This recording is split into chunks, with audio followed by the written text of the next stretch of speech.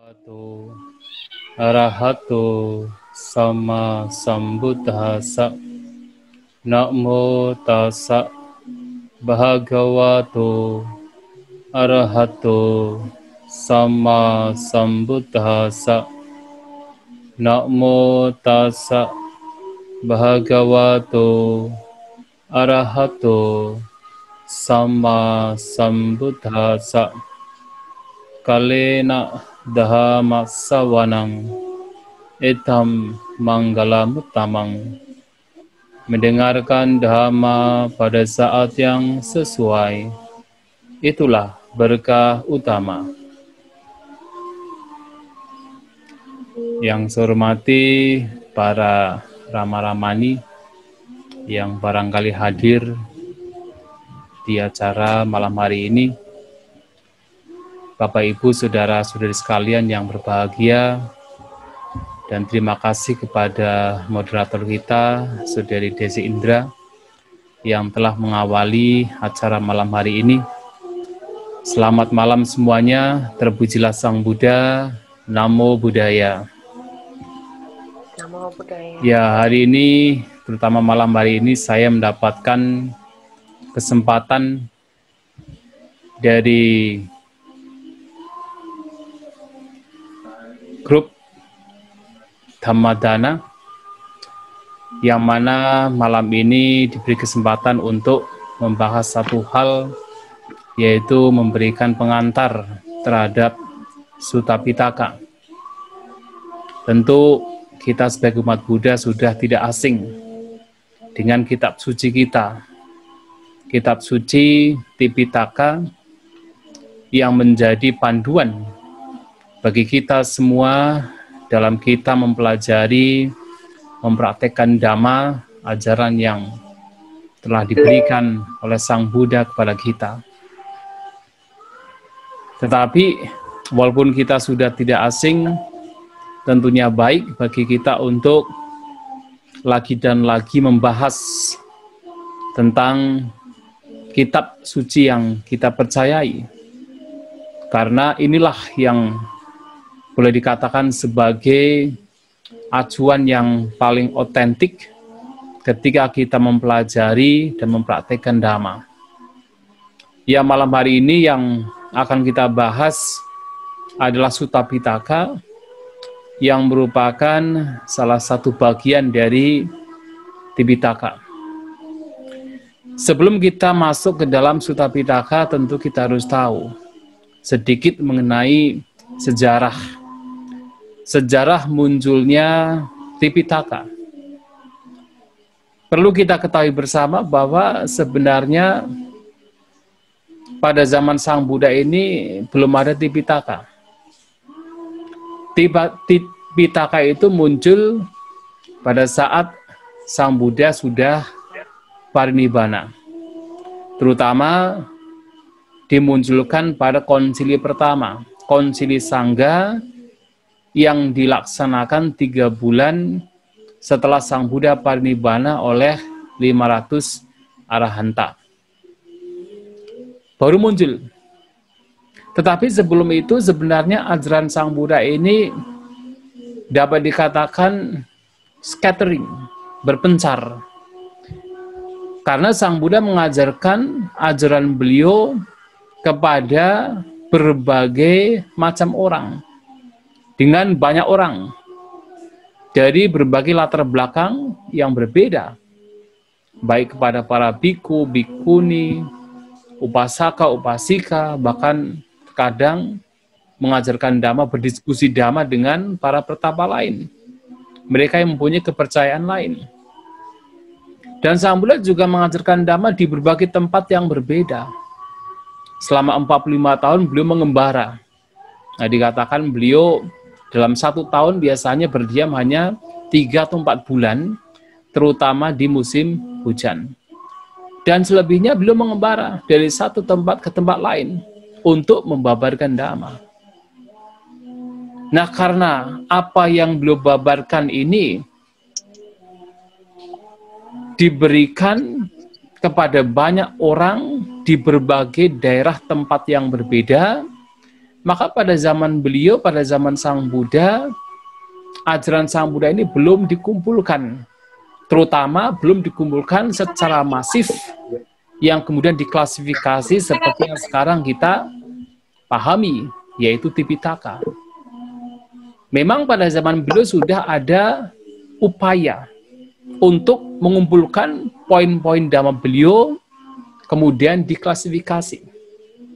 Nah, upaya tersebut bisa kita lihat, terutama kalau kita membaca salah satu khutbah yang diberikan oleh Bhante Sariputta, yang disebut Sanggiti Sutta, di dalam Digha Nikaya. Nah, di sana kita menemukan Bhante Sariputta mencoba untuk memfilter, menyaring poin-poin dhamma yang telah diberikan oleh Sang Buddha ke dalam satu sutta. Jadi beberapa poin yang isinya satu poin itu disatukan jadikan satu kelompok. Yang isinya 2 poin dijadikan kelompok lain. Seperti persis hampir sama dengan Anguttara Nikaya. Nah, ini percobaan upaya yang telah dilakukan oleh Bhante Sariputta. Karena pada waktu itu dikatakan bahwasanya ada satu agama yang terkenal pada waktu itu selain agama Buddha, selain katakan Buddha Sasana, yaitu ajaran Niganta. Yang pada waktu itu pendiri, yaitu ajaran China, yaitu pendirinya adalah Niganta, itu meninggal. Ketika Niganta ini meninggal, kemudian para siswanya ini terpecah belah. Nah, karena hal itulah kemudian Bhante Sariputta berpikir, jangan sampai ketika Sang Buddha parinibbana, Sang Buddha mangkat, kemudian para siswanya terpecah belah. Makanya kemudian mengumpulkan poin-poin dhamma yang telah diberikan oleh Sang Buddha, kemudian dijadikan sebagai satu khutbah yang sekarang kita kenal sebagai Sanggiti Sutta. Tetapi pengumpulan ajaran Sang Buddha yang dilakukan secara masif, kemudian diklasifikasi menjadi yang sekarang kita kenal sebagai Tipitaka, itu terjadi setelah Sang Buddha parinibbana pada konsili Sangga yang pertama, 3 bulan setelah Sang Buddha parinibbana. Nah, ini juga dilakukan untuk apa? Sama persis seperti yang dilakukan oleh Bhante Sariputta. Dilakukan untuk menjaga ajaran Sang Buddha supaya tidak lenyap. Dilakukan untuk menjaga dhamma dan vinaya yang sejati agar tidak lenyap. Karena pada waktu itu ketika Sang Buddha parinibbana, ada seorang Bhante bernama Bhante Subhadra yang ia ditabis ketika berumur tua. Ketika Sang Buddha meninggal parinibbana, kemudian Bhante ini berpikir, bahkan bilang atau mengatakan kepada para biku lainnya, sekarang Sang Buddha telah meninggal. Dengan absennya Sang Buddha, sekarang kita bisa melakukan apapun yang kita mau. Yang kita tidak mau, tidak usah dilakukan. Nah, mendengar Biku Subhata ini mengatakan demikian, kemudian Bhante Mahakassapa yang pada waktu itu ikut mendengar berpikir, wah ini bahaya. Kalau ajaran Sang Buddha dibiarkan saja sementara ada banyak biku seperti Biku Subhata ini, maka ajaran Sang Buddha, dhamma dan vinaya itu bisa hilang. Dhamma dan vinaya yang sejati, yang murni itu akan hilang, sementara dhamma yang bukan dhamma, yang bukan vinaya itu bisa berkembang. Maka kemudian Bhante Mahakassapa mengumpulkan 500 arahat siswa Sang Buddha termasuk beliau sendiri untuk melakukan pertemuan yang sekarang kita kenal sebagai Sanggiti atau Sanggayana. Pertemuan Sangga. Yang mana dalam pertemuan tersebut ajaran Sang Buddha yang terpencar di mana-mana kemudian dikumpulkan. Dikumpulkan kemudian diklasifikasi. Nah, pada waktu itu yang paling berperan pada saat yaitu pertemuan konsili Sangga pertama ini, yang paling berperan dalam mengumpulkan ajaran Sang Buddha adalah 2 Bhante. yaitu Bante Upali dan Bante Ananda. Nah, di situ dikatakan bahwa Bante Upali ini diminta oleh Bante Mahakasapa sebagai yaitu presiden konsili pertama ini untuk mengulang seluruh winaya yang diajarkan oleh Sang Buddha. Jadi Bante Mahakasapa bertanya tentang winaya kepada Bante Upali, kemudian Bante Upali menjawab. Nah, mengapa Bante Upali ini diminta untuk mengulang winaya? Karena memang beliau ini oleh Sang Buddha sendiri dijuluki sebagai siswa terunggul di antara para siswa lainnya yang memahami winaya. Maka ketika Sang Buddha parinibbana, kemudian beliau diminta oleh Bante Mahakasapa, diminta oleh Sangha untuk mengumpulkan winaya, untuk mengulang winaya. Kemudian Bante Ananda diminta oleh Bante Mahakasapa, diminta oleh Sangha untuk mengulang Dhamma. Karena memang di antara para biku yang paling dekat dengan Sang Buddha, yang hampir kesehariannya dengan Sang Buddha, ya sejak ini Bante Ananda dijadikan sebagai pembantu utama Sang Buddha, itu adalah Bante Ananda yang mempunyai kemampuan untuk mengingat ajaran Sang Buddha. Jadi setiap Sang Buddha membabarkan Dhamma itu langsung bisa diingat adalah Bante Ananda. Sehingga Bante Ananda ini diberi tugas untuk mengulang Dhamma. Nah, setelah diulang keseluruhan, nah kemudian diklasifikasi.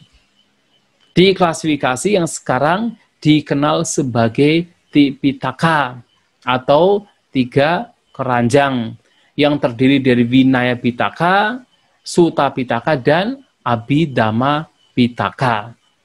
Nah, Vinaya Pitaka ini yang diulang oleh Bante Upali, sedangkan yang diulang oleh Bante Ananda menurut kitab komentar, menurut kitab ulasan ada kata adalah Sutta Pitaka dan Abhidhamma Pitaka. Nah, sekarang yang akan kita bahas adalah Sutta Pitaka. Nah, di dalam konsili pertama ini, setelah ajaran Sang Buddha dibagi menjadi Tipitaka, 3 keranjang, 3 bagian, Vinaya, Sutta, dan Abhidhamma, kemudian juga ada tugas lain, yang mana 500 arahat ini dibagi ke berbagai kelompok, kemudian diberi tugas untuk menjaga Tipitaka ini. Ya, jadi dikatakan bahwa Bante Upali diberi tugas, ya Bante Upali dan para siswa, yaitu Bante Upali diberi tugas untuk menjaga winaya. Kemudian Bante Ananda dan para siswa Bante Ananda diminta untuk menjaga, yaitu Sutta Pitaka bagian 3 nikaya. Kemudian para murid Bante Sariputta diminta untuk menjaga Majjhima Nikaya. Itu juga bagian dari Sutta Pitaka. Mengapa tidak Bante Sariputta yang diminta? Karena Bante Sariputta sudah wafat, sudah parinibbana. Maka pada waktu itu tidak ada Bante Sariputta, yang ada para siswa Bante Sariputta diminta untuk menjaga Majjhima Nikaya. Kemudian Bante Mahakasapa dan para siswa beliau itu diminta untuk menjaga Sangyutta Nikaya. Dan Bante Anuruddha dan para siswa beliau diminta untuk menjaga Anguttara Nikaya, sedangkan Khuddaka Nikaya dan Abhidhamma Pitaka dikatakan diberikan kepada semua Bante yang hadir, yang pada waktu itu adalah 500 arahanta, untuk menjaganya. Nah, yang dimaksud dengan menjaga di sini adalah mereka yang diberi tugas untuk menjaga harus menghafal. Artinya apa? Ketika Bante Upali dengan para siswa beliau diminta untuk menjaga Vinaya Pitaka, mereka itu harus hafal Vinaya. Dan tidak hanya hafal, tapi harus memahami secara detail, komprehensif, mendalam Vinaya Pitaka. Nah, mereka disebut sebagai Bhanaka. Nah, Bhanaka itu adalah seorang penguncar. Karena pada waktu itu, menjaga Tipitaka itu bukan ditulis. pada waktu itu mereka adalah menggunakan tradisi oral, yaitu dengan mengulang, dengan menghafal. Dari Bhante Upali dan para siswa beliau diminta untuk menghafal Vinaya Pitaka. Kemudian Bhante Ananda dan para siswa beliau diminta untuk menghafal Digha Nikaya. Tidak hanya sekedar menghafal, tetapi juga harus memahami maknanya. Bahkan di dalam kitab komentar juga, tidak hanya Tipitaka ini disusun, atau katakan ajaran Sang Buddha diklasifikasi menjadi Tipitaka, bahkan pada waktu itu juga sudah dimulai disusun kitab komentar, kitab ulasan, kitab Atthakatha, sudah mulai disusun pada konsili pertama oleh 500 arahanta. Nah, mereka juga harus bisa menghafal kitab komentar juga. Jadi kalau Bhante Ananda dan para siswa beliau diberi tugas untuk menjaga Digha Nikaya, artinya mereka harus bisa menghafal Digha Nikaya dan juga menghafal kitab komentar Digha Nikaya. Dan tidak hanya menghafal, tetapi mereka harus mempunyai kemampuan untuk memahami secara mendalam, secara detail, secara benar Digha Nikaya, kitab komentar dari Digha Nikaya, dan seterusnya. Nah, oleh sebab itu, karena tradisi oral inilah kemudian ya ajaran Sang Buddha kemudian bisa bertahan. Jadi biasanya para biku yang sudah mempunyai tugas untuk menghafal beberapa teks, kemudian mereka juga itu meminta para murid mereka juga untuk menghafal. Sampai kemudian pada saat konsili keempat, yaitu yang terjadi diselenggarakan di Sri Lanka, Tipitaka yang tadinya dijaga dengan menggunakan tradisi oral dihafal, kemudian ditulis di atas daun lontar. Itu terjadi pada konsili keempat, yaitu pada zaman seorang raja di Sri Lanka bernama Watagamini. Nah, pada waktu itu, karena terjadi paceklik selama 12 tahun, dan banyak para biku yang mereka juga mampu menghafal teks-teks Tipitaka meninggal, kemudian para biku lainnya yang masih selamat kemudian berpikir, kalau ajaran Sang Buddha itu dipertahankan dengan cara menghafal, dan kemudian terjadi paceklik, terjadi musibah yang besar, kemungkinan ajaran Sang Buddha bisa lenyap. Nah, karena itulah pada konsili keempat, mereka memutuskan, para Bhante yang hadir dalam konsili keempat, di Sri Lanka, di Aluvihara namanya, memutuskan untuk menulis Tipitaka ke dalam daun lontar, ke atas daun lontar. Termasuk tentunya adalah Sutta Pitaka ditulis di daun lontar. Nah, sehingga sampai sekarang itu masih dipertahankan, dan apa yang ditulis di Sri Lanka pada abad ke-1 sebelum Masehi, yaitu konsili keempat ini, itulah yang sekarang kita temukan. Jadi Tipitakanya itu masih asli. Termasuk Sutta Pitaka itu masih asli. Nah, kemudian Bapak Ibu Saudara-saudari sekalian, sekarang kita melihat apa sebenarnya Sutta Pitaka. Ya, saya sudah menyiapkan yaitu yang perlu di-share tentang Sutta Pitaka. Ya, saya share dulu.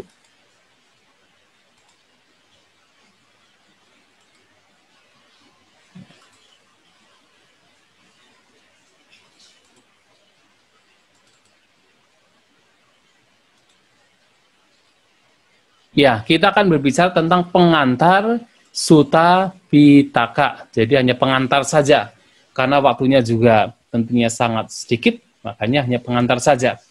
Nah, seperti yang tadi saya sampaikan bahwa Sutta Pitaka ini merupakan bagian dari Tipitaka, terutama bagian yang kedua. Yaitu yang pertama Vinaya Pitaka, kemudian ini Sutta Pitaka, dan kemudian yaitu yang ketiga adalah Abhidhamma Pitaka. Yang menarik dari Sutta Pitaka, dan itu membedakan dari Vinaya dan Abhidhamma Pitaka adalah, kalau kita perhatikan, Vinaya Pitaka itu lebih kepada aturan kemoralan, aturan Vinaya yang harus dipraktekkan oleh para biku dan bikuni, dan sedikit sekali yang berkaitan dengan samanera. Nah, tetapi lebih kepada para biku dan bikuni yang berkaitan dengan aturan kemoralan. Dan kemudian Sutta Pitaka ini tidak ya ada beberapa hal yang katakan berisikan tentang aturan kemoralan untuk para biku dan bikuni, tetapi isi Sutta Pitaka ini lebih kepada filosofi, filsafat ajaran Sang Buddha, lebih kepada ajaran-ajaran pokok, ajaran-ajaran penting, ajaran-ajaran yang membebaskan yang diberikan oleh Sang Buddha. Nah, kemudian apa bedanya dengan Abhidhamma Pitaka? Nah, seperti yang kita ketahui bahwa Abhidhamma Pitaka ini adalah kelompok ajaran Sang Buddha yang dikatakan sebagai ajaran tinggi, dari kata Abhi dan Dhamma, ajaran tinggi. Nah, mengapa dikatakan sebagai Abhidhamma? Karena di dalam teks ini, yang ada dalam teks ini adalah khusus poin-poin Dhamma. Jadi dalam teks ini dikatakan tidak pernah atau tidak membahas tentang hal-hal yang sifatnya samuti. Jadi kan ada dua kebenaran, samuti saca dan paramata saca. Nah, Abhidhamma ini hanya mengajarkan paramata saca. Yang intinya adalah mengulas tentang 4 hal, yaitu cita, cetasika, rupa, dan nibbana. Sedangkan hal-hal lain seperti ekonomi, sosial, pendidikan, itu tidak dibahas di dalam Abhidhamma. Kemudian hal-hal yang seperti misalnya ketika mengajarkan Dhamma dengan menggunakan berbagai macam perumpamaan, ada dialog, kemudian ada pembahasan tentang yaitu ajaran para Brahmana, ajaran para yaitu Paribhajaka dan sebagainya. Itu tidak dibahas, kecuali kalau kita melihat kata watu. Tetapi dalam kata watu yang dalam Abhidhamma pun juga sebenarnya hanya poin saja. Tetapi berupa dialog. Dialog yang dilakukan oleh Sang Buddha kepada para Paribhajaka, kepada para pertapa lainnya, tidak ditemukan dalam Abhidhamma. Tetapi di dalam Sutta Pitaka mempunyai perbedaan atau mempunyai keunikan. Dan ini keistimewaan, yang mana isi yang terdapat dalam Sutta Pitaka ini sangat fleksibel dan mudah sekali dicerna oleh siapapun yang mempelajari Sutta Pitaka. Karena isinya adalah seperti dialog antara Sang Buddha dengan para siswa, Sang Buddha kepada upasaka-upasika, Sang Buddha kepada Paribhajaka, Sang Buddha kepada raja, Sang Buddha kepada para Brahmana. Adalah dialog. Isinya itu berubah dialog, sebuah ajaran yang sangat fleksibel. Berbagai macam perumpamaan diberikan. Fenomena-fenomena yang sifatnya yaitu digunakan oleh Sang Buddha untuk membabarkan Dhamma juga ditemukan di dalam Sutta Pitaka. Ya, misalnya Sang Buddha mengajarkan Dhamma dengan memberikan perumpamaan seperti perumpamaan laut misalnya, atau menggunakan perumpamaan tentang seorang yaitu penggembala sapi misalnya, itu ditemukan di dalam Sutta Pitaka. Yang ini memudahkan mereka yang ingin belajar ajaran Sang Buddha itu lebih mudah memahami. Dan ini ditemukan di dalam Sutta Pitaka yang tidak ditemukan di dalam Abhidhamma. Makanya Sutta Pitaka ini boleh dikatakan adalah unik, adalah istimewa, dan mudah untuk dipelajari walaupun di dalamnya tentunya berisikan ajaran-ajaran yang mendalam, ajaran-ajaran yang membebaskan. Dan uniknya adalah selain ajaran yang membebaskan, Sutta Pitaka ini juga berisikan tentang apa? Kalau kita ingin belajar tentang ekonomi, politik yang terjadi di India, tentang sosial, itu ada di dalam Sutta Pitaka. Yang ini tidak ditemukan di dalam terutama Abhidhamma Pitaka. Nah, oleh sebab itu, mempelajari Sutta Pitaka ini sangat menarik, memberikan wawasan yang luas sekali, tidak hanya berkaitan dengan Dhamma semata, tetapi bisa berkaitan dengan hal-hal lain lingkungan sekitar, yaitu bisa dikaitkan dengan belajar Sutta Pitaka. Nah, kemudian apa itu Sutta Pitaka? Nah, Sutta Pitaka ini terdiri dari 5 bagian yang tadi telah saya sampaikan, yaitu ada 3 nikaya, ada Majjhima Nikaya, ada Sangyutta Nikaya, ada Anguttara Nikaya, dan ada Khuddaka Nikaya. Nah, jadi pada konsili pertama, Sutta Pitaka ini diklasifikasi menjadi 5 bagian. Yang pertama adalah Digha Nikaya. Nah, sekarang kenapa dikatakan sebagai Digha Nikaya? Nah, dikatakan sebagai Digha Nikaya karena dalam teks ini, khutbah-khutbah yang diberikan ini memiliki size ukuran yang panjang. Yang paling panjang atau lebih panjang dari suta-suta dari khutbah-khutbah yang ada di nikaya lainnya.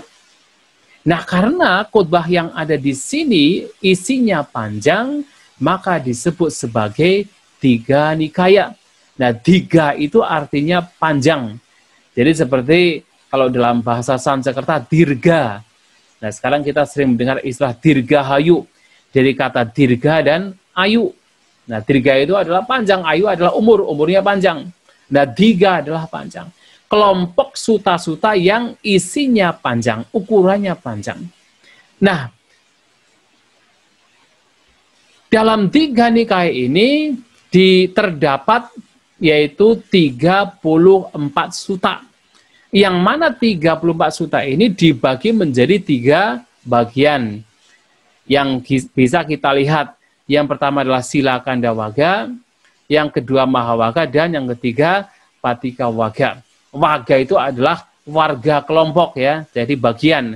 Jadi bagian tentang Sila Kanda, bagian tentang Maha, Maha itu besar, dan bagian yang diawali dengan Patika. Nah, ini juga menarik. Pada konsili pertama ini, para arahanta ini, 500 arahanta ini, ketika mereka mengklasifikasi ajaran Sang Buddha ke dalam berbagai bagian, itu juga melihat dari apa? Terkadang dari isinya. Terkadang dari isi, dari suta-suta tersebut, terkadang dari ukurannya, terkadang dari nama sutanya. Nah, bagaimana kita bisa melihat? Seperti misalnya bagian yang pertama, yaitu Sila Kandawaga. Mengapa dikatakan sebagai Sila Kandawaga? Karena suta-suta di dalam Sila Kandawaga ini berisikan tentang sila, berisikan tentang moralitas yang harus dipraktekkan oleh para biku. Nah, di sana itu ada 3 jenis sila. Ada Cula Sila, ada Majjhima Sila, dan ada Mahasila. Ada 3 jenis sila. Dan semua suta yang ada di Sila Kandawaga ini memiliki sila yang persis sama yang dimiliki oleh Sang Buddha, dan tentunya juga hendaknya diajarkan atau dipraktikkan oleh para siswa Sang Buddha.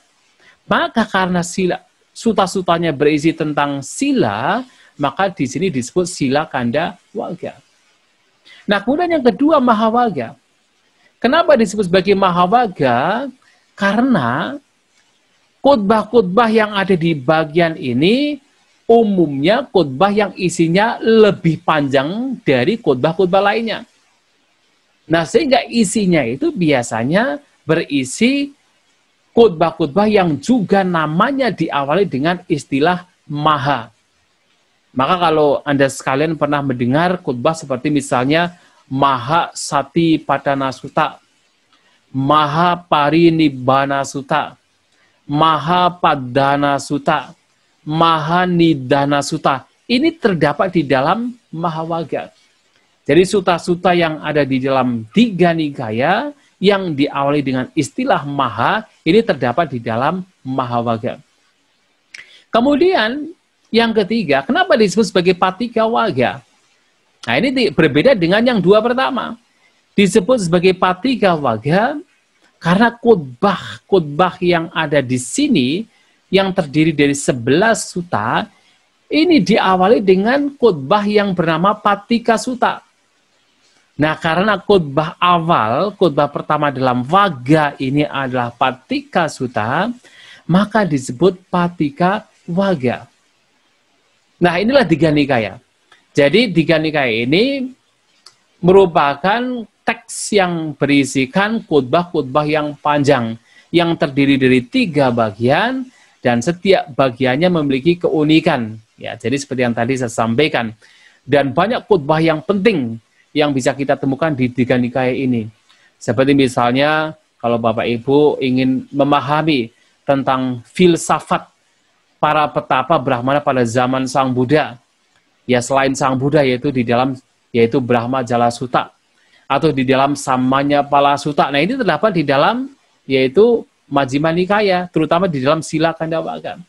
Kalau kita ingin belajar tentang Paticca Samuppada, kita bisa mendapatkan salah satu sutta di Tiga Nikaya, yaitu Mahanidana Sutta.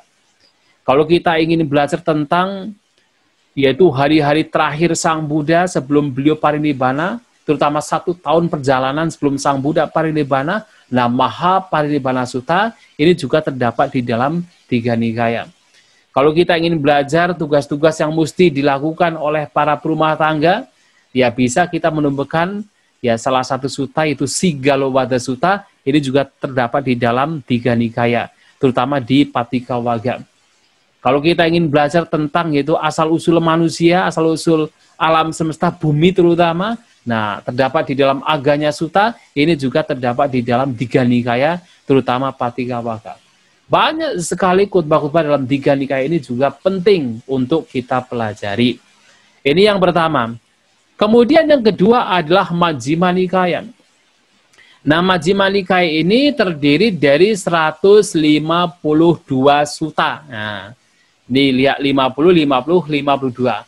Nah, 152 sutta ini kemudian dikelompokkan menjadi 3 bagian. Mula Panasa Pali, Majjhima Panasa Pali, dan Upari Panasa Pali. Nah, kenapa disebut Panasa? Nah, Panasa itu artinya apa? 50. Karena khutbahnya ini ada 50-50, walaupun ini 52, artinya itu 50-50, maka disebut Panasa. Nah, kenapa disebut sebagai Majjhima Nikaya? Karena khutbah ini isinya secara ukuran tidak terlalu panjang, tapi juga tidak terlalu pendek. Artinya sedang. Majjhima. Dari kata dalam bahasa Sanskerta itu madhya. Ya, madhya dalam bahasa Pali adalah Majjhima. Karena tidak terlalu panjang, tidak terlalu pendek, maka disebut Majjhima. Ini kelompok sutta yang isinya adalah sedang. Secara ukuran adalah sedang. Tidak panjang, juga tidak pendek. Nah, ini ada 52 sutta. Kenapa disebut sebagai Mula Panasa? Nah, mula adalah awal ya, jadi bagian awal, 50 bagian awal. Majjhima Panasa ada 50 bagian tengah Majjhima. Upari Panasa ada 50 bagian atas, Upari itu atas. Nah, di dalam Mula Panasa Pali ada 5 waga, yang setiap waganya ada 10 sutta, sehingga apa menjadi 50 sutta. Diawali dari sutta namanya Mula Pariyaya Sutta, terdapat di dalam Mula Pariyaya Waga. Kemudian Majjhima Panasa Pali juga terdapat 50 sutta. Yang ini dibagi menjadi 5 bagian juga. Yang mana 5 bagian ini menarik karena apa? Karena ini adalah khutbah-khutbah Sang Buddha tidak hanya kepada para biku, tetapi juga kepada para perumah tangga, kepada para pertapa lainnya, kepada raja, dan juga kepada para brahmana. Ini menarik. Jadi kalau kita ingin belajar tentang yaitu para perumah tangga yang ada pada zaman Sang Buddha, yaitu aktivitas mereka, apa yang mereka lakukan, khutbah-khutbah Sang Buddha kepada para perumah tangga, nah kita bisa mengacu kepada Gahapatiwaga. Gahapati artinya perumah tangga. Kalau kita ingin belajar tentang ajaran para petapa lain, dialog Sang Buddha kepada para pertapa lain, kita bisa mengacu pada Paribhajagawaga. Ya, Paribhajaka artinya pengembara. Kalau kita ingin belajar tentang bagaimana Sang Buddha itu berhubungan dengan para raja, setidaknya adalah ya bagaimana Sang Buddha pernah mengajarkan dhamma kepada raja misalnya. Nah, ini bisa ditemukan dalam Raja Waga. Kalau kita ingin belajar tentang bagaimana sistem kasta di India, bagaimana pandangan Sang Buddha terhadap kasta di India, nah kita bisa mengacu pada Brahmana Waga. Nah, ini yang tengah ini penting, terutama kalau kita ingin baca tentang ekonomi, tentang politik, tentang sistem kasta sosial di India, jadi penting untuk yang tengah ini. Kemudian yang terakhir adalah Upari Panasapali yang terdiri dari 52 suta, yang mana 52 suta ini dibagi menjadi juga 5 waga. Nah, terutama di antara 5 waga ini ada satu waga yang isinya 12 suta, yaitu adalah Vibhanga Waga ya, Vibhanga Waga. Vibhanga Waga ini terdiri dari 12 suta. Sedangkan yang lainnya itu masing-masing adalah 10 suta. Ada Diwadaha Waga, ada Anupada Waga, Sunyata Waga, Vibhanga Waga, dan Salayatana Waga. Ini juga dalam membuat yaitu nama waga ini juga sama. Seperti yang atas di Tiga Nikaya. Jadi samanya bagaimana? Misalnya apa? Yang paling pertama. Yang paling pertama ini ada Mula Pariyaya Waga. Mengapa disebut Mula Pariyaya Waga? Karena khutbah pertama dari Mula Pariyaya Waga ini adalah Mula Pariyaya Sutta. Mengapa disebut Sihanada Waga? Karena khutbah pertama dari Sihanada Waga ini adalah Cula Sihanada Sutta. Mengapa disebut Upama Waga? Karena khutbah-khutbah yang terdapat dalam Upama Waga ini adalah khutbah-khutbah yang mencantumkan yaitu perumpamaan, upama. Maka disebut Upama Waga, dan seterusnya. Ya. Jadi, pada konsili pertama, para arahanta ini mengklasifikasi isi dari suta ini sesuai dengan apa? Kadang sesuai dengan nama sutanya, terkadang sesuai dengan isinya, terkadang sesuai dengan siapa Sang Buddha mengajarkan Dhamma. Nah, ini disusukan demikian. Tidak hanya di dalam suta, dalam Tiga Nikaya, tapi juga di dalam Majjhima Nikaya. Nah, ini yang kedua. Karena waktunya juga terbatas, makanya kita ya lanjut yang ketiga. Nah, banyak.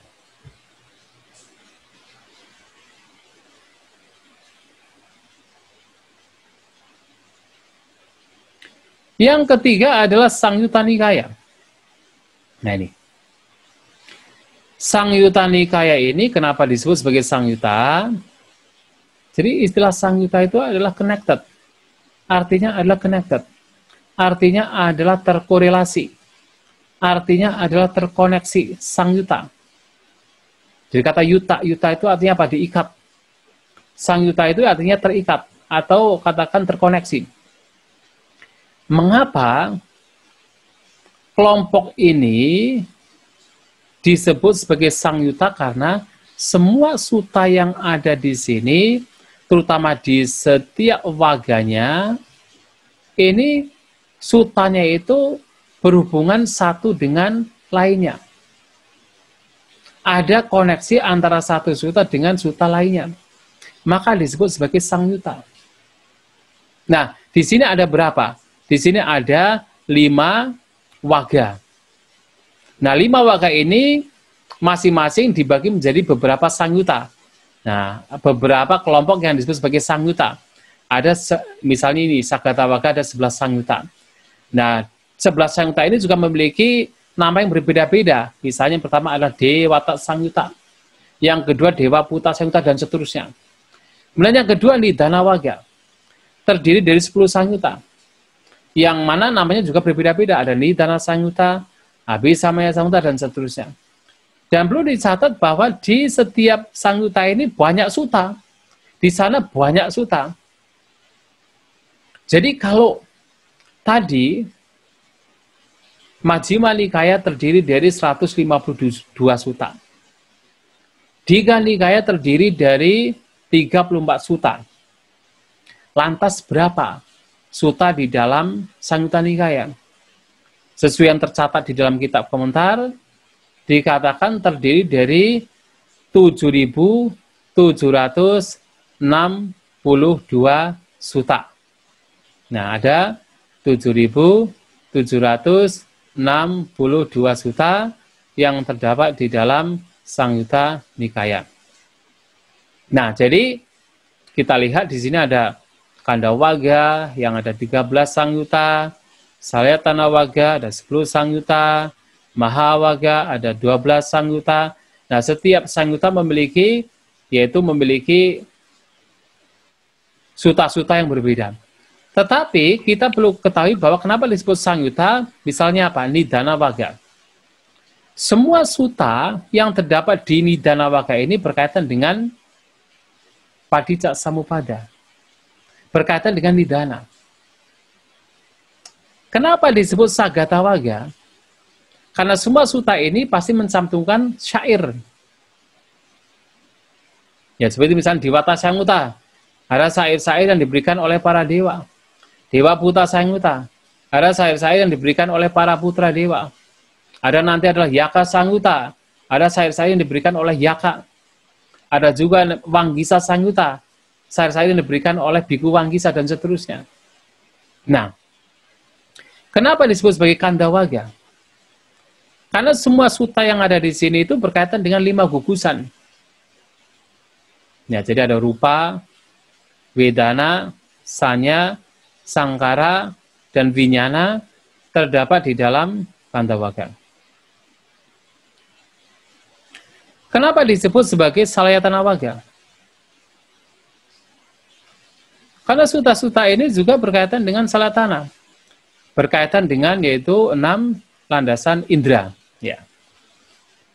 Jadi karena suttanya berkaitan dengan 6 landasan indera, maka disebut sebagai Salayatana Waga. Kemudian Mahawaga. Sebenarnya kenapa disebut sebagai Mahawaga? Karena isinya itu sangat kompleks. Dan isinya itu sangat bervariatif. Jadi kalau yang tadi kan misalnya Salayatana Waga isinya tentang salayatana semua. Kalau Kandawaga isinya tentang 5 gugusan semua. Nidana Waga isinya tentang Padicca Samuppada. Tetapi Mahawaga itu isinya apa? Ada tentang 4 kebenaran mulia, ada tentang 7 faktor pencerahan, dan seterusnya. Ada tentang yaitu Satipadhana, 4 landasan perhatian, dan berbagai macam. Maka ini disebut sebagai Mahawaga. Nah, ini adalah Samyutta Nikaya. Kemudian yang keempat adalah Anguttara Nikaya. Kenapa disebut sebagai Anguttara Nikaya? Itu karena dari 2 istilah, Angga dan Uttara. Angga itu artinya bagian. Uttara itu seperti apa? Bertahap naik ke atas, utara. Maka ada istilah Uttari Manusia Dhamma. Dhamma, hal yang melampaui manusia. Nah, utara itu seperti apa? Bertahap naik ke atas. Nah, sehingga karena disebut Anguttara Nikaya karena apa? Isinya itu bertahap. Di sini ada 11 kelompok. Nah, 11 kelompok ini isinya itu adalah bertahap. Jadi, semua poin Dhamma yang isinya 1 itu dimasukkan ke dalam Ekaka Nipata. Semua poin Dhamma yang isinya 2 poin itu masuk dalam Dukkha Nipata. Semua poin Dhamma yang isinya tentang 3 poin masuk ke dalam Tikha Nipata. Semua poin Dhamma yang masuk ke dalam 4 poin Catukka Nipata. Seterusnya sampai yang poin-poin Dhamma yang isinya adalah 11 maka masuk yang nomor 11 atau Eka Dasaka Nipata.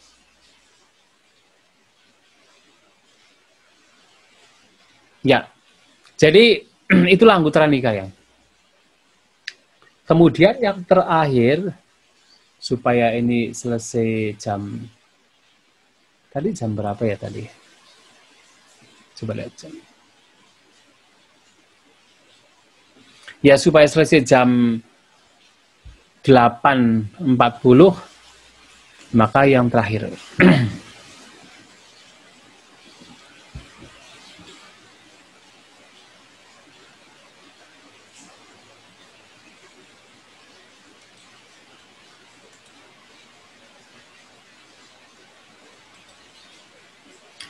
Yang terakhir adalah Khuddaka Nikaya.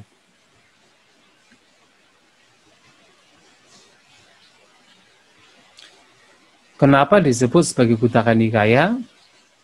Ini karena suta-suta yang terdapat, atau katakan teks-teks yang terdapat di dalam kelompok ini berisikan teks yang sifatnya kecil. Jadi Khuddaka itu artinya kecil. Nah, karena teks-teks ini teksnya itu katakan secara ukuran itu kecil, maka disebut sebagai Khuddaka Nikaya. Yang mana Khuddaka Nikaya itu terdiri dari, kalau menurut Sri Lanka, ada 15 teks. Menurut Myanmar, ada 18. Ya, jadi tambah 3.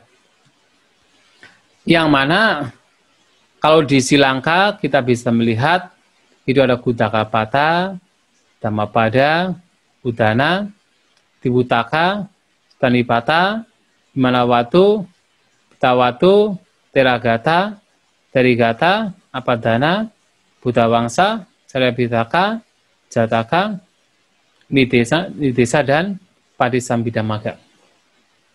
Tetapi kemudian di Myanmar tidak hanya 15 buku, ditambah 3 buku lainnya.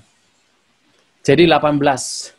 Netipakarana, Milinda Panaha, dan Petakupadisa. Nah, pertanyaannya adalah kenapa? Di Sri Lanka hanya 15.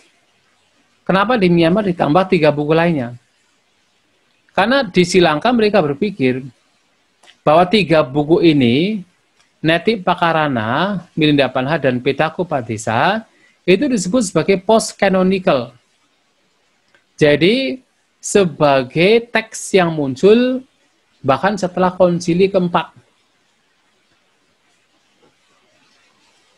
Jadi, setelah konsili keempat inilah 3 buku ini muncul. Atau katakan setelah keseluruhan dari Tipitaka yang terdiri sampai Padisambhidamaga, itu selesai, nah 3 ini baru muncul. Nah, karena ini disebut post-canonical text, maka Sri Lanka tidak menganggap ini sebagai Tipitaka. Tapi menganggap sebagai ya buku lain, buku yang baik, buku yang patut dipelajari, tetapi bukan sebagai bagian dari Tipitaka. Nah, seperti contoh adalah Milinda Panaha. Milinda Panaha ini dimungkinkan disusun pada abad ke-1 sebelum Masehi. Jadi ketika agama Buddha sudah mulai berkembang di daerah Yunani, nah di sana ada seorang raja bernama Milinda, atau di dalam teks lainnya disebut Menander, Raja Menander, kemudian berdebat dengan seorang arahanta yaitu Bhante Nagasena. Nah, kemudian tersusunlah yaitu buku Milinda Panaha. Karena itu tidak langsung dari Sang Buddha menurut mereka, maka itu bagian dari bukan Tipitaka. Disebut post-canonical text. Ya, jadi post-canonical. Jadi ya setelah kanon, jadi teks setelah kanon. Jadi sebelum Tipitaka, ya setelah Tipitaka itu lengkap baru muncul yaitu 3 buku ini, Netipakarana, Milinda Panaha, dan Petakupadisa. Maka oleh Sri Lanka tidak dimasukkan ke dalam Tipitaka, ke dalam Khuddaka Nikaya. Tapi oleh Myanmar karena dianggap sebagai baik, sebagai yang patut untuk dipelajari, maka disebut ya dimasukkan ke dalam Khuddaka Nikaya. Dan yang menjadi yaitu keunikan dari Khuddaka Nikaya kalau kita bandingkan dengan teks Nikaya 4 Nikaya pertama adalah kita bisa melihat bahwa Khuddaka Nikaya ini sering dikatakan oleh para sarjanawan sebagai yaitu teks siswa Sang Buddha. Mengapa? Karena di teks ini banyak sekali isi, katakan syair-syair yang diberikan oleh para siswa Sang Buddha yang dimasukkan ke dalam Kuddaka Nikaya.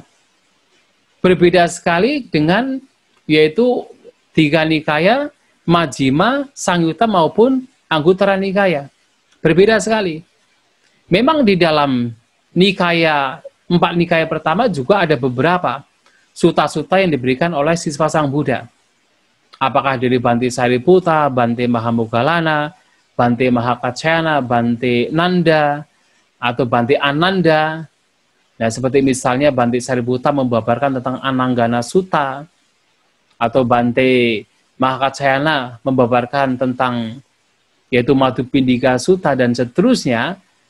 Tetapi dalam nikaya lainnya yang 4 pertama itu, khotbah-khotbah yang diberikan oleh beberapa siswa Sang Buddha itu tergolong sedikit. Tetapi begitu masuk Kuddaka Nikaya, banyak sekali khotbah dari para siswa Sang Buddha. Ya, sebagai contohnya adalah yaitu Vimanawatu dan Petawatu yang dipercaya diberikan oleh Bhante Mahamoggallana. Teragata juga adalah syair-syair yang diberikan oleh para siswa Sang Buddha yang mereka telah mencapai kesucian arahanta. Demikian pula adalah Terigata, adalah syair-syair yang diberikan oleh para siswa bhikkhuni Sang Buddha yang telah mencapai kesucian arahanta. Nah, karena banyak sekali teks yang diisinya merupakan khotbah-khotbah dari para siswa Sang Buddha, maka banyak yang mengatakan bahwa ini adalah khusus. Ini seperti apa? Seperti teks para siswa Sang Buddha. Dan juga keunikan lainnya adalah dalam Kuddaka Nikaya ini itu ada kebanyakan isinya itu berupa syair, berupa gata. Ada beberapa prosa, tetapi banyak isinya itu berupa syair. Nah, sehingga beberapa sarjana juga mengatakan ini khusus teks yang isinya adalah syair-syair. Coba kita lihat. Dhammapada, Sutta Nipata, walaupun ada prosa sedikit, Vimanawatu, Petawatu, Teragata, Trigata, Apadana, Buddha Wangsa, Cariyapitaka, Jataka, itu semua adalah syair. Hanya beberapa misalnya Udana, Itiwutaka, beberapa dalam Sutta Nipata itu memang isinya adalah, beberapa adalah prosa. Tetapi banyak isi di dalam teks Kuddaka Nikaya ini adalah syair. Maka ini juga membedakan.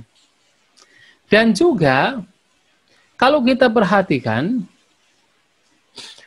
beberapa teks yang ada di dalam Kuddaka Nikaya ini, kita bisa mengarai mereka itu beberapa memang muncul belakangan.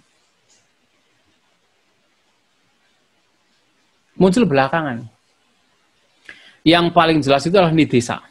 Ya, Nidesa ini. Mengapa?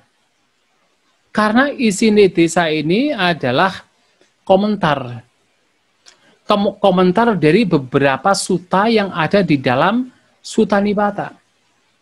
Karena isinya adalah komentar dari Sutta Nipata, beberapa dari Sutta Nipata, maka jelas sekali itu disusun belakangan. Dan perlu kita ketahui bahwa memang beberapa teks dan juga beberapa isi, bahkan di dalam 4 nikaya pertama pun juga tampaknya diberikan tidak hanya di konsili pertama.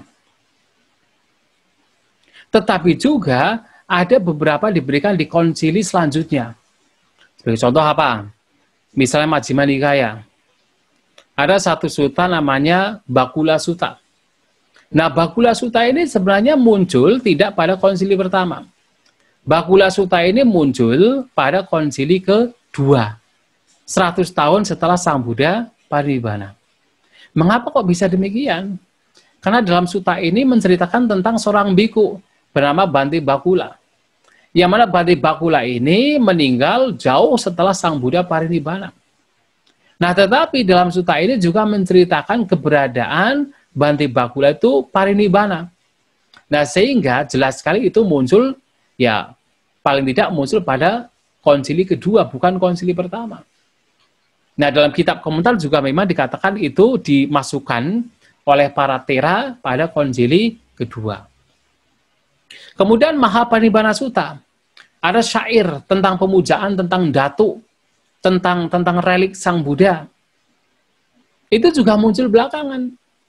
Dalam kitab komentar juga dijelaskan itu muncul, diberikan, ditambahkan di Sri Lanka. Wah, jauh sekali, di Sri Lanka. Jadi ratusan tahun baru kemudian ditambahkan syair di dalam Mahaparinibbana Sutta. Jadi ada memang beberapa isi dalam Sutta Pitaka sendiri yang memang isinya itu adalah katakan belakangan, dimasukkan belakangan. Itulah kenapa ada anggapan bahwa ajaran Sang Buddha itu dibagi menjadi dua zaman sekarang. Jadi pada zaman sekarang ini ada istilah early Buddhism dan later Buddhism. Jadi Buddhisme awal dan Buddhisme belakangan. Ya, Buddhisme awal itu ya suta-suta memang mengarah kepada isi yang memang itu awal sekali. Walaupun tentu semua suta itu sudah dimodifikasi oleh para arahanta. Pada konsili pertama setiap sutanya ada modifikasi. Ya, itu ada nidana, ada pengantar, kan itu modifikasi diberikan oleh para bante yang mengikuti yaitu konsili. Tetapi isinya itu lebih kepada awal gitu. Tetapi ada beberapa teks yang memang dimasukkan belakangan yang kemudian itu dianggap sebagai later Buddhism atau Buddhisme belakangan. Tetapi apakah itu early Buddhism atau later Buddhism, ya selama itu masih mengarah kepada pembebasan, masih mengarah kepada pelenyapan kotoran batin yang ketika dipraktekkan membawa pada pengembangan batin, yaitu tentu masih bagian dari ajaran Sang Buddha. Seperti sekarang misalnya kita mempelajari buku-buku yang ditulis oleh para bante sekarang, oleh para penulis sekarang. Nah, kita mempelajarinya dan melihat bahwa oh itu bagus, itu sesuai dengan ajaran Sang Buddha, ya kita anggap sebagai bagian dari ajaran Sang Buddha. Walaupun itu disusun oleh bukan Sang Buddha sendiri, bukan langsung diucapkan oleh Sang Buddha sendiri. Nah, dalam Sutta Pitaka juga demikian. Memang ada yang dikatakan early Buddhism, ada yang juga dikatakan sebagai later Buddhism. Dan tidak hanya Sutta Pitaka, bahkan di dalam Vinaya juga sama. Maka dalam Vinaya pun juga ada beberapa bagian, misalnya seperti dalam Culawagapali ada namanya Pancaka Satika Kanda, dan yang kedua adalah ya Satta Satika Kanda. Nah, terutama yang Satta Satika Kanda itu berkaitan dengan konsili kedua. Yang mana konsili kedua itu terjadi 100 tahun setelah Sang Buddha parinibbana. Makanya Satta Satika Kandaka itu ya tidak dimasukkan pada konsili pertama 3 bulan setelah Sang Buddha parinibbana. Tetapi dimasukkan 100 tahun setelah Sang Buddha parinibbana. Bahkan dalam teks Pariwara itu juga mencantumkan nama-nama biku yang mahir dalam Vinaya yang hidup di Sri Lanka. Nah, sehingga apa? Itu ditambahkan ketika ada di Sri Lanka. Nah, sehingga Tipitaka termasuk Sutta Pitaka memang ada beberapa bagian yang terindikasi memang ditambahkan di belakangan. Jadi tidak semuanya itu masuk dimasukkan di konsili pertama, tetapi ada beberapa yang memang muncul belakangan. Tetapi tentu adalah ya apapun itu, kalau itu sesuai dengan ajaran Sang Buddha, yaitu patut untuk dipelajari, patut untuk dipraktekkan.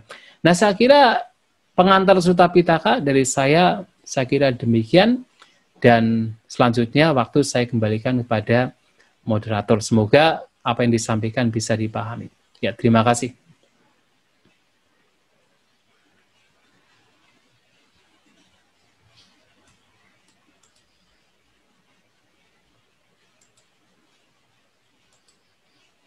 Ini moderatornya masih ada tidak ini? Jangan-jangan pergi. Masih ada, Bante. Masih ada, Bante. Tapi tadi sinyalnya jelek, Bante. Terus beliau keluar. Ya, baik. Terima kasih, Bante, atas uraian damanya. Ya, sepertinya moderatornya keluar, Bante. Iya. Bante, begitu mohon dilanjutkan saja bagaimana? Ya, baik, Bante. Bante, terima kasih banyak atas uraian gambarnya. Selanjutnya kita mau sesi tanya jawab, Bante. Iya, Nah, silakan. begitu beruntung bisa mendengarkan uraian Dhamma dari Bante langsung, bisa mengenal dan juga mendengarkan uraian begitu sangat indah. Bante, tadi saya menyimak dan punya dua pertanyaan, Bante. Mohon izin langsung bertanya, Bante. Yang pertama, kita mendengar mengetahui bahwa ada atau tidak ada guru-guru kita sama Sang Buddha, Dhamma itu tetap ada ya Bante. Nah pertanyaan saya, apakah Dhamma yang dikategorikan menjadi kitab suci agama Buddha atau Tipitaka di saat atau pada masa Buddha Gotama dengan Buddha-Buddha sebelumnya, apakah pembagiannya itu sama atau berbeda Bante? Nah, kalau misalkan sama, bagaimana? Kalau beda, bagaimana, Bante? Terus, kalau pertanyaan keduanya, Bante, tadi kan Bante mengatakan bahwa ada kitab komentar dan sebagainya, ada juga kitab subkomentar. Nah, kitab komentar dan kitab subkomentar itu munculnya kapan, Bante? Lalu, apakah keabsahannya itu bisa kita pahami sebagai bisa dikatakan sebagai acuan untuk merealisasi kebahagiaan tertinggi atau nibbana, Bante. Terima kasih, Bante. Ya, ya kalau ajaran Sang Buddha, katakan ajaran para Buddha, ajaran para sama Sang Buddha ya sama. Ya, intinya sama. Yang diajarkan oleh Buddha Gautama, Buddha Kassapa, Buddha Sikhi, Vipassi, dan seterusnya semua sama. Bahkan yang nanti diajarkan oleh Buddha Meteya juga sama. Apa yang sama? Yang sama adalah 4 kebenaran mulia. Karena inti ajaran Sang Buddha adalah 4 kebenaran mulia. Dan semua Buddha mengajarkan hal yang sama, tidak berbeda. Kemudian, kapan munculnya kata-kata dan tika atau subkomentar? Nah, kata-kata ini, kalau di dalam tradisi Theravada, mulai muncul itu pada konsili pertama. Jadi pada saat para Bante 500 Arahanta ini mengumpulkan ajaran Sang Buddha dan mengklasifikasi ajaran Sang Buddha ke dalam, yaitu yang sekarang kita kenal sebagai Tipitaka. Nah, pada waktu itu juga kitab komentar atau katakan kata-kata juga sudah mulai disusun oleh para siswa Sang Buddha. Nah, tetapi kemudian kalau Tipitaka ini dalam perjalanan waktunya mendapatkan tambahan, tetapi tidak banyak, sedikit, seperti yang tadi saya sampaikan, pada konsili kedua juga ada tambahan sedikit. Pada konsili ketiga juga ada tambahan juga, seperti misalnya kata watu yang ditulis oleh Bante, bukan ditulis tapi disusun oleh Bante Moggaliputta Tissa, salah satu teks dari Abhidhamma. Nah, ada tambahan sedikit dalam Tipitaka, tetapi kata-kata berbeda. Karena kata-kata ini adalah disusun oleh para siswa Sang Buddha, diawali disusun oleh para siswa Sang Buddha, maka dalam perjalanan waktunya selalu berkembang, dan berkembang. Sehingga dalam kitab komentar kata-kata ini, itu di sana mencakup berbagai macam kejadian baik di Sri Lanka, baik di India, termasuk kalau kita bicara tentang konsili ketiga yang ada di India pada zaman Raja Asoka, itu dalam kitab komentar. Dan juga hal-hal yang terjadi di Sri Lanka juga dicatat. Jadi kejadian seperti tentang masuknya agama Buddha ke Sri Lanka, tentang raja-raja di Sri Lanka, para arahanta di Sri Lanka, itu ada di dalam kitab komentar. Nah, tetapi kalau subkomentar itu kebanyakan, subkomentar itu disusun oleh seorang Bante. Kebanyakan, tapi tidak semuanya. Makanya ada satu Bante yang telah menyusun banyak kitab subkomentar, yaitu Bante Dhammapala. Dan itu disusun pada sekitar akhir abad ke-5 setelah Masehi. Setelah zaman Bante Buddhaghose. Bante Buddhaghose abad ke-5. Ini sekitar mau abad ke-6 setelah Masehi. Itu baru disusun, yaitu subkomentar atau tika, oleh salah satu Bante yang menyusun banyak buku subkomentar adalah Bante Dhammapala.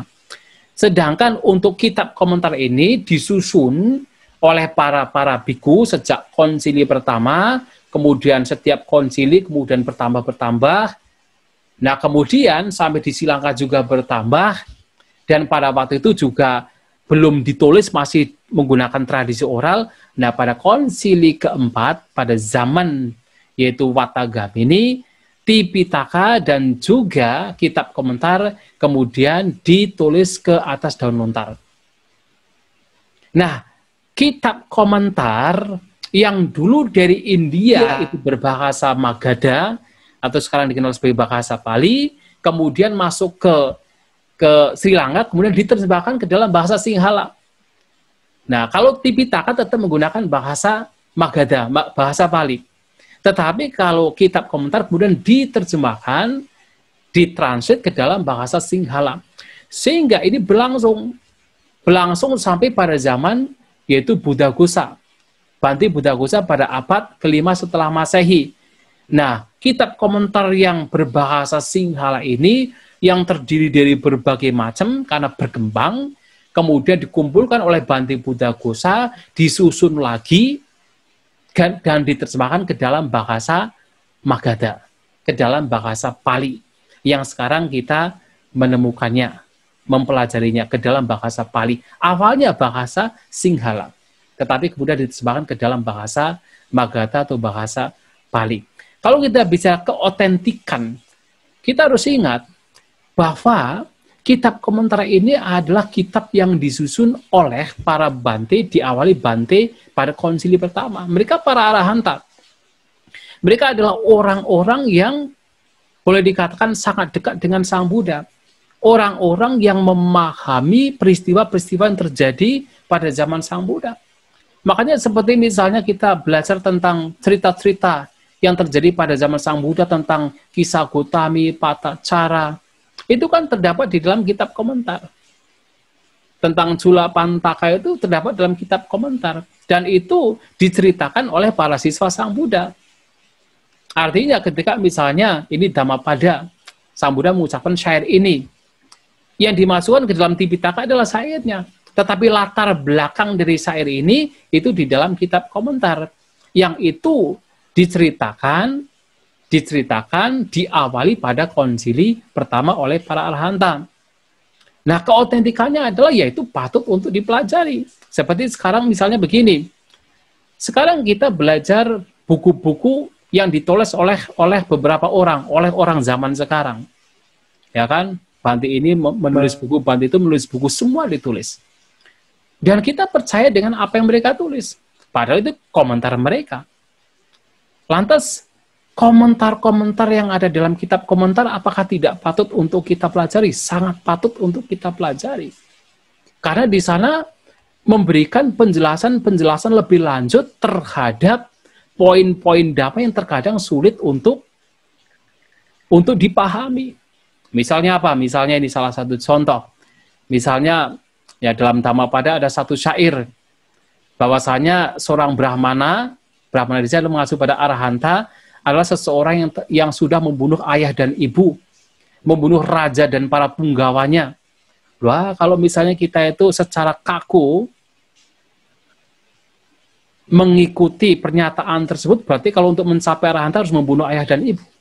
Kan tidak demikian. Nah, kitab komentar kemudian menjelaskan yang dimaksud dengan ayah itu apa. Yang dimaksud dengan ayah adalah mana pembandingan kesombongan. Yang dimaksud dengan ibu atau itu siapa? Adalah tanha, nafsu, keinginan. Nah, seperti itu dijelaskan dalam kitab komentar. Maka kitab komentar itu sangat membantu ketika kita mempelajari Dhamma. Dan apalagi, ya tentu dalam kitab komentar menggunakan bahasa Pali, bahasa memang yang mereka gunakan.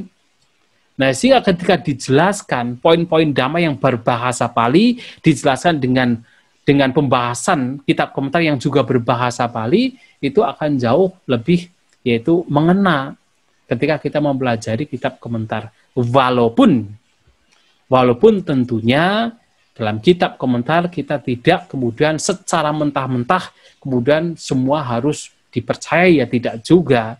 Tidak kita katakan ya mempercayainya dengan mentah-mentah ya tidak juga. Harus kita punya, yaitu ya kita harus kritis juga dengan apa yang ada di dalam kitab komentar. Tetapi baik, patut untuk mempelajarinya. Ya demikian. Terima kasih Bante. Ya.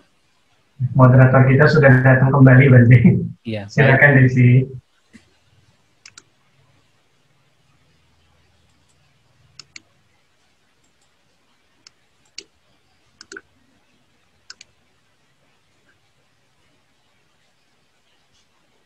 Masih di mute suaranya, Des. Ya maaf Romo dan Bante, sinyal saya agak jelek. Baik, apakah ada yang ingin bertanya lagi, teman-teman? Romo Ramani?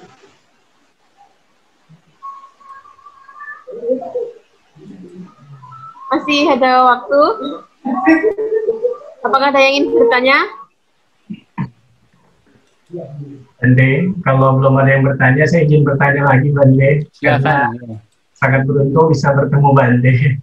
Ya, Bante, pertanyaannya tadi yang dikatakan bahwa Tipitaka, Buddha Gotama, Buddha Wipasi, dan seterusnya, apakah sama? Kan Bante jawab sama.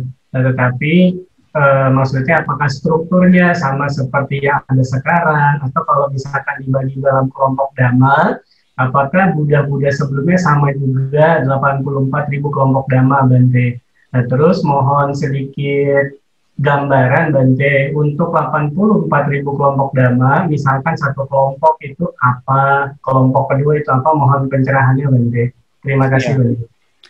Iya, kalau tadi kan ditanyakan kan bukan Tipitakanya, kan ajarannya ya. Bante. Kalau tadi ya yang ditanyakan tentang ajarannya ya ajarannya sama. Secara inti ajarannya sama. Tetapi apakah nanti ketika ada Buddha-Buddha lain kemudian pengelompokannya itu pasti sama ya? Saya pikir tidak akan sama. Menurut saya tidak akan sama. Yang menjadi sama adalah ajarannya. Tentang pengelompokan tentu akan berbeda. Ya kenapa? Karena Sang Buddha mengajarkan kepada orang yang berbeda, tentunya bisa dengan cara yang berbeda. Nah, tetapi kemudian inti dari ajaran beliau ya itulah yang sama. 4 kebenaran mulia itulah yang sama. Itu yang akan diajarkan oleh Sang Buddha.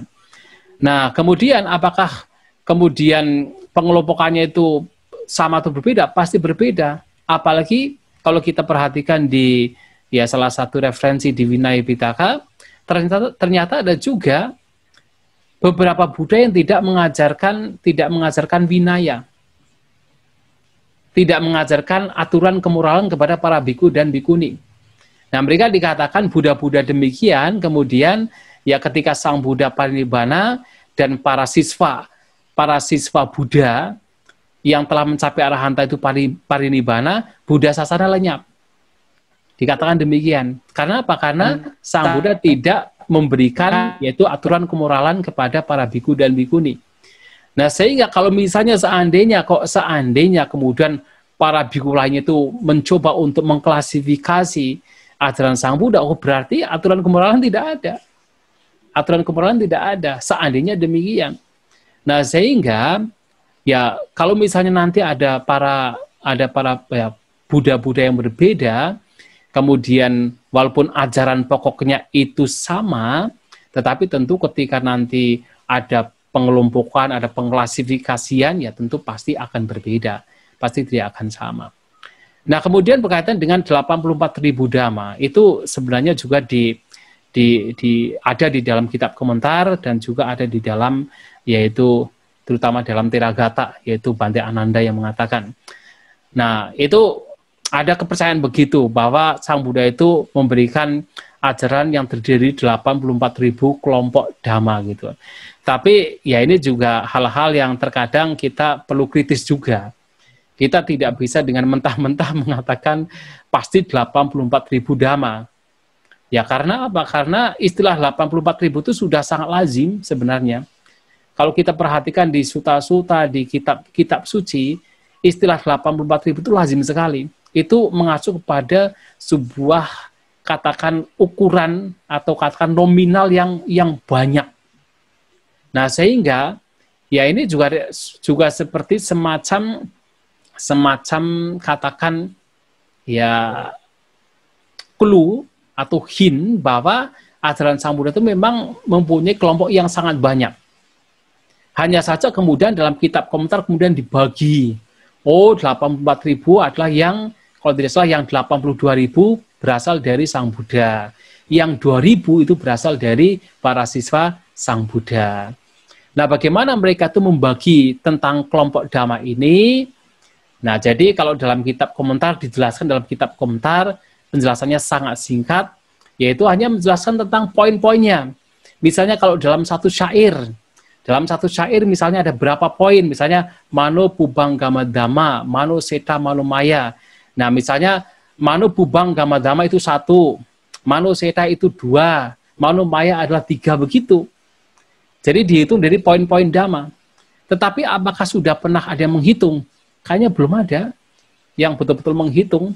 Apakah betul-betul 84.000 poin Dhamma? Kayaknya belum dihitung juga. Sehingga di situ ya kita harus kritis juga. Tetapi yang jelas adalah memang Sang Buddha mengajarkan Dhamma sangat banyak. Dan saya yakin sekali bahwa tidak semua yang disabdakan Sang Buddha itu masuk ke dalam Tipitaka. Tidak semua. Ya, ada banyak khotbah Sang Buddha yang kemudian disingkat. Ya misalnya apa? Misalnya kan seringkali ada satu peraturan dalam Vinaya bahwa setiap kali kita itu mendapatkan undangan makan, ya kita mempunyai tugas memberikan anumodana kata, khotbah singkat. Nah, Sang Buddha juga demikian. Dalam salah satu sutta, yaitu di dalam Brahmaya Sutta, dikatakan di sana ada seorang pemuda bernama Uttara yang mengikuti Sang Buddha selama 7 bulan. Nah, salah satu katakan kebiasaan Sang Buddha setiap kali mendapatkan undangan makan, itu pasti akan memberikan anumodana kata, memberikan khotbah kepada para upasaku-upasika yang memberikan dana makanan. Pasti demikian. Tetapi apakah dalam Tipitaka itu disebutkan? Sangat sedikit. Biasanya apa? Misalnya ini. Misalnya Sang Buddha datang kepada orang tua Yasa, diundang makan. Nah, sampai di sana Sang Buddha mengajarkan Dhamma. Terkadang ada ya disebutkan, oh Sang Buddha mengajarkan tentang dana, sila, saga, kemudian bahaya dari tumba lahir, kemudian nikamani sangsa, kemudian 4 kebenaran mulia. Itu saja. Terkadang hanya disebutkan bahwa Sang Buddha itu apa?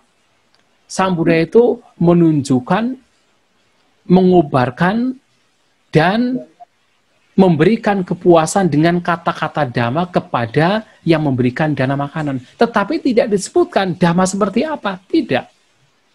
Seringkali dalam sutta-sutta disebutkan demikian. Nah, sehingga apa? Sehingga sebenarnya tidak semua yang disabdakan Sang Buddha itu ditulis dalam Tipitaka. Hanya disebutkan mengenai, oh Sang Buddha itu memberikan kepuasan, menunjukkan, mengobarkan, dan memberikan kepuasan dengan kata-kata Dhamma. Itu saja. Tapi tidak disebutkan Dhamma seperti apa, tidak disebutkan. Nah, sehingga ketika nanti misalnya ada Buddha-Buddha lain, kemudian mereka juga menyusun, yaitu ajaran Sang Buddha dijadikan satu, kemudian dikelompokkan, ya pasti juga akan berbeda. Apalagi nidananya juga pasti akan berbeda. Nidana adalah apa? Nidana itu adalah pengantar. Ewame sutang ikang samayang. Misalnya, oh demikian yang saya dengar pada suatu ketika Sang Buddha berdiam di Sawati. Ya kalau di Buddha lain kan tidak ada Sawati, berarti kan nidananya, pengantarnya bisa berbeda. Sehingga pasti akan berbeda. Ya begitu ya. Terima kasih Bante. Terima kasih Bante. Ya. Bante, ada satu lagi pertanyaan dari kolom chat dari Saudari Yuli Triani. Namo Buddhaya Bante, saya ingin bertanya terkait dengan Tripitaka, penyebab Tripitaka menggunakan bahasa Sanskerta dan Tipitaka menggunakan bahasa Pali itu apa ya Bante? Terima kasih. Iya. Jadi memang kita itu kalau di mazhab Theravada itu lebih mengenal istilah Tipitaka, ya, bukan Tripitaka, Tipitaka. Nah, Tipitaka itu ya memang dari bahasa Pali. Sedangkan Tripitaka itu adalah bahasa Sanskerta. Bahasa Sanskerta. yang itu adalah kitab suci yang berkembang di daerah utara. Utara itu seperti di daerah Gandhara, di daerah China itu berkembang adalah yang berbahasa Sanskerta. Kemudian yang berkembang ke Sri Lanka, ke Myanmar, ke Thailand, yang adalah mazhab Theravada itu adalah Tipitaka. Jadi memang berbeda, dan bahkan isinya pun juga ada perbedaan. Ya, ada kesamaan, terutama ada istilah ya Vinaya, dan terutama adalah untuk Sutta Pitaka itu ada persamaan. Walaupun ada perbedaan juga. Misalnya kalau Vinaya itu memang di tradisi Theravada dan tradisi lainnya itu ada. Kemudian untuk Sutta Pitaka, beberapa yaitu Nikaya dalam tradisi Theravada itu juga ada padanannya di dalam tradisi lain. Misalnya seperti ya kalau tiga Nikaya dalam Tripitaka disebut Dirghagama. Kemudian di Majjhima Nikaya dalam Tripitaka disebut Madhyagama. Kemudian Sangyutta Nikaya dalam Tripitaka disebut Sangyuttagama. Itu ada persamaan isi tapi juga ada perbedaan juga. Dan bahasanya juga yang satu Sanskerta, Sanskrit, yang satunya yang kita pelajari adalah Pali. Nah, khusus Abhidhamma malahan, nah ini yang kenapa ini terkadang beberapa sarjana Buddhis menganggap bahwa Abhidhamma juga later Buddhism, jadi Buddhisme belakangan. Karena ternyata Abhidhamma yang ada di Tipitaka itu tidak ada padanannya. Di dalam teks-teks lain tidak ada padanannya. Jadi kalau Sutta Pitaka kan ada padanannya. Ya, jadi kalau Tiga Nikaya Dirghagama, Majjhima Nikaya Madhyagama, Sangyutta Nikaya Sangyuttagama, Anguttara Nikaya Ekuttaragama. Vinaya Pitaka ada Vinaya juga dalam tradisi lain. Tetapi di dalam tradisi lain berkaitan dengan Abhidhamma yang persis sama dengan tradisi yang di Theravada itu tidak ada. Abhidhamma yang sekarang dipelajari dalam tradisi lain adalah Abhidharma Kosa. Abhidharma Kosa itu merupakan buku Abhidharma yang disusun oleh mereka kelompok Sarvastiwada, sekte Sarvastiwada. Dan mereka sendiri dalam Sarvastiwada, mereka sendiri mengakui bahwa Abhidharma Kosa itu bukan dari Sang Buddha. Itu disusun oleh para biku. Jadi bukan dari Sang Buddha.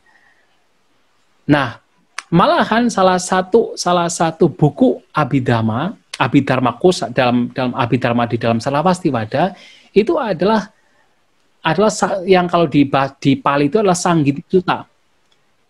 Nah, itu disusun oleh Bhante Sariputta. Nah, sehingga di sekte-sekte lain Abhidharma itu memang dikatakan sebagai bukan dari Sang Buddha. Dan itulah kenapa banyak sarjana Buddhis yang kemudian berpandangan bahwa Abhidhamma pun juga later Buddhism. Seperti yang tadi saya katakan, beberapa teks dalam Khuddaka Nikaya juga later Buddhism, Buddhisme belakangan. Nah, sehingga padanan Abhidhamma dalam sekte lain itu tidak ada. Padanannya tidak ada. Tapi kalau yang untuk Sutta Pitaka dan juga Vinaya Pitaka itu masih ada. Maka Nikaya seperti tiga Nikaya, Majjhima, Sangyutta, dan juga Anguttara Nikaya itu dianggap sebagai early Buddhism, termasuk Vinaya Pitaka juga early Buddhism. Walaupun juga ada isi lainnya juga yang sebenarnya adalah belakangan juga. Tetapi kebanyakan adalah early Buddhism. Nah, itu menurut beberapa sarjana demikian. Tetapi apapun itu ya, karena itu baik untuk dipelajari, dan itu juga mencerahkannya, tentu patut untuk kita pelajari. Ya, ini tambahan sih sebenarnya, karena membicarakan Tripitaka, makanya ada sedikit pembandingan dengan Tipitaka. Ya, saya kira demikian. Terima kasih. Baik, terima kasih Bhante atas jawabannya. Sesi tanya jawab pada malam hari ini kami tutup. Selanjutnya yaitu closing statement. Untuk Bhante, silakan untuk memberikan closing statement pada malam hari ini. Iya, baik. Ya, Bapak Ibu, saudara-saudari sekalian, ya tentu kita sebagai umat Buddha yang mempelajari, mempraktekkan ajaran Sang Buddha, yang menjadikan ajaran Sang Buddha sebagai way of life, sebagai jalan hidup, maka tentu baik untuk kita untuk mempelajari kitab suci yang kita percayai, merupakan kitab yang berisikan ajaran-ajaran Sang Buddha, yang mana salah satunya adalah Sutta Pitaka, yang mana di sana kita bisa menemukan ajaran Sang Buddha yang begitu mendalam, yang patut layak untuk kita pelajari dan kita praktekkan. Tentu baik kita untuk mempelajarinya. Oleh sebab itu, kita belajar walaupun hanya sekedar pengantar tentang Sutta Pitaka, yang mudah-mudahan memberikan hal yang baik bagi kita semua. Dan ini hanya pengantar, untuk selanjutnya tentu harus dipelajari masing-masing. Dan mempelajari secara teori saja itu sebenarnya masih itu sangat-sangat, ya boleh dikatakan ya sangat sulit, karena isinya sangat mendalam. Apalagi kalau kita sudah mulai masuk ke dalam praktek, bahwa itu akan menjadi lebih dalam lagi. Tetapi itulah tugas kita. Ya, tugas apalagi ya para sarjana Buddhis di sini kan juga ada beberapa dari Sriwijaya ya. Jadi ya baik sebagai seorang calon-calon sarjana Buddhis terutama, ya baik untuk mengenal, memahami lebih dalam terhadap Tipitaka, yang salah satunya adalah Sutta Pitaka. Ya, terima kasih, semoga apa yang disampaikan memberikan manfaat bagi kita semua. Ya, sabi sata bhavantu sukhitata, semoga semua makhluk berbahagia. Baiklah, mari kita ucapkan terima kasih kepada Bante dengan mengucap O Kasawandami Bante. Ya, baik, terima kasih. Baiklah, untuk selanjutnya yaitu sesi foto bersama dan penyerahan sertifikat.